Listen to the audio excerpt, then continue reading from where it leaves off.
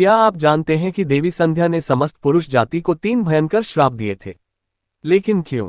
आखिर ऐसा क्या हुआ था जिसने देवी संध्या को इतना क्रोधित कर दिया?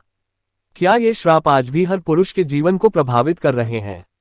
इसे जानने के लिए देवर्षि नारद मुनि स्वयं भगवान शिव के पास कैलाश पहुंचे और उन्होंने भगवान शिव से देवी संध्या के बारे में जानने की उत्सुकता व्यक्त की। भगवान शिव मुस्कुराए और बोले, हे नारद, देवी संध्या का ये प्राचीन रहस्य ध्यानपूर्वक सुनो, क्योंकि इसे सुनने से अनगिनत पाप नष्ट हो जाते हैं। तो क्या है देवी संध्या का ये रहस्य? जानने के लिए वीडियो को अंत तक जरूर देखें, क्योंकि इस वीडियो में आप ऐसे चमत्कारी रहस्यों को जानेंगे जो आपको अचंभित कर देंगे।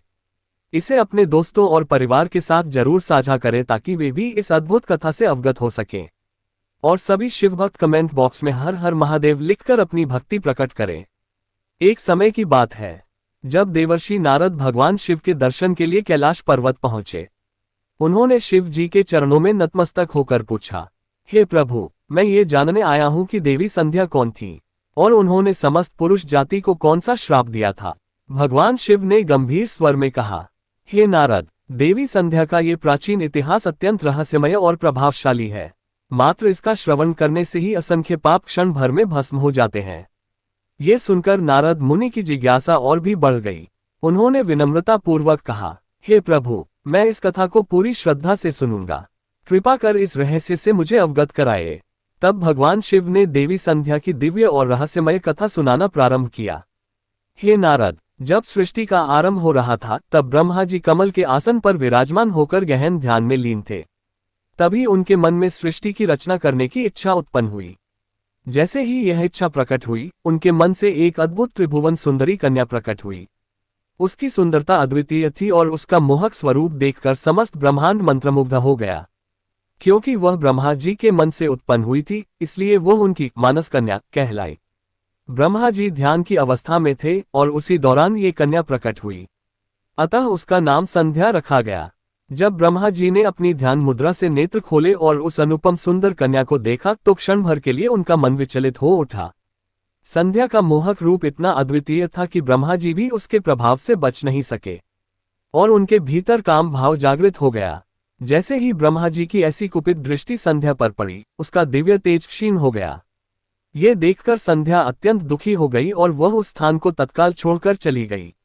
भगवान शिव ने आगे कहा, हे नारद, ये जान लो कि ब्रह्मा जी के मन में किसी भी प्रकार का विकार उत्पन्न नहीं हो सकता, परंतु प्रभु की लीला अपरंपार है। सृष्टि के प्रवाह को गतिमान रखने के लिए उन्होंने स्वयं ब्रह्मा जी के मन में यह विकार उत्पन्न किया। इस घटना के पीछे एक गहन रहस्य छिपा था, समस्त मानव जाति के कल्याण की योजना। ब्रह्मा जी के उस व्यवहार से देवी संध्या अत्यंत व्यथित हो गई। उन्होंने स्वयं को असहाय महसूस किया और इस पीड़ा से मुक्ति पाने हेतु चंद्रभाग पर्वत पर तपस्या करने चली गईं। लेकिन वहां पहुंचने के बाद एक नई चिंता ने उन्हें घेर लिया। आखिर किस देवता की आराधना करूं? कौन मुझे इस दोष से मुक्त कर सकता है? इसी विचार में डूबी संध्या पृथ्वीलोक में भ्रमण करती हुई बृहलोहित नामक सरोवर के समीप जा पहुंची। संयोगवश उसी मार्ग से महर्षि वशिष्ठ गुजर रहे थे। उन्होंने उस तपस्विनी कन्या को देखा और आश्चर्यचकित हो गए।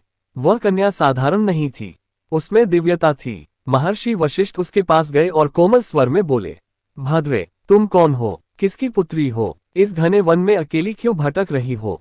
यदि यह कोई गोपनीय बात न हो तो कृपया अपना उद्देश्य बताओ। तब देवी संध्या ने महर्षि वशिष्ठ को अपनी पूरी व्यथा सुनाई और विनम्र स्वर में कहा, हे मुनिवर, कृपा करके मुझे बताए कि मैं किस देवता की आराधना करूं? कौन मुझे इस दोष से मुक्त कर सकता है? महर्षि वशिष्ठ ने उन्हें बताया, हे देवी, तुम्हें भगवान नारायण की आराधना करनी चाहिए।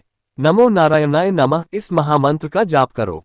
जब तक भगवान के दर्शन न हो जाएं, इस मंत्र का निरंतर स्मरण करती रहो। इसके बाद देवी संध्या ने कठोर तप आरंभ कर दिया। 4 युगों तक उन्होंने निरंतर तप किया, बिना विचलित हुए। अंततः भगवान विष्णु प्रसन्न हुए और चतुर्भुज रूप में प्रकट हुए। उन्होंने कहा, हे देवी, उठो, मैं तुम्हारी भक्ति और तप से प्रसन्न हूँ, वरदान मांगो। देवी संध्या ने कहा, हे प्रभु, मुझे 3 वरदान दीजिए। 1. संसार के समस्त प्राणियों के मन में जन्म लेते ही काम का विकार उत्पन्न न हो। 2. मेरा पतिव्रत धर्म सदा अटूट बना रहे और कभी खंडित न हो। 3. मेरे मन में अपने पति के अतिरिक्त किसी अन्य पुरुष के प्रति कभी भी आसक्ति न उत्पन्न हो। और उन्होंने एक कठोर वरदान भी मांगा, जो भी पुरुष मेरी ओर काम भाव से देखे वह तत्काल नपुंसक हो जाए। भगवान विष्णु मुस्कुराए और बोले, कल्याणी, तुमने संसार के कल्याण हेतु अत्यंत उत्तम वरदान मांगे हैं। आज से ये दिव्य नियम सृष्टि में लागू होंगे। तभी से मनुष्य जन्म लेते ही काम वासना से युक्त नहीं होता। बाल्य और कौमार्य काल तक वह शुद्ध रहता है। यौवन के बाद ही उसमें काम भाव उत्पन्न होते हैं। जो पुरुष किसी सती स्त्री को काम भाव से देखेगा वह तत्काल अपनी ऊर्जा और पुरुषत्व खो देगा। देवी संध्या ने अंततः यज्ञ की पवित्र अग्नि में अपने शरीर का त्याग किया और अगले जन्म में अरुंधति बनकर जन्मी। वे महर्षि वशिष्ठ की पत्नी बनी, एक सती स्त्री की साक्षात प्रतिमूर्ति। भगवान शिव ने मुस्कुराते हुए कहा, हे नारद, इस प्रकार देवी संध्या के तप, त्याग और वरदानों से आज भी संसार में मर्यादा और शुद्धता की परंपरा जीवित है। नारद मुनि भाव विह्वल होकर बोले, हे प्रभु, आपने मुझे देवी संध्या की यह पावन कथा सुनाकर मेरा जीवन कृतार्थ कर दिया। तो दोस्तों, अगर आपको ये कथा रोचक और अद्भुत लगी तो वीडियो को लाइक करें, शेयर करें और अध्यात्म स्टोरी सागर चैनल को सब्सक्राइब करना ना भूलें।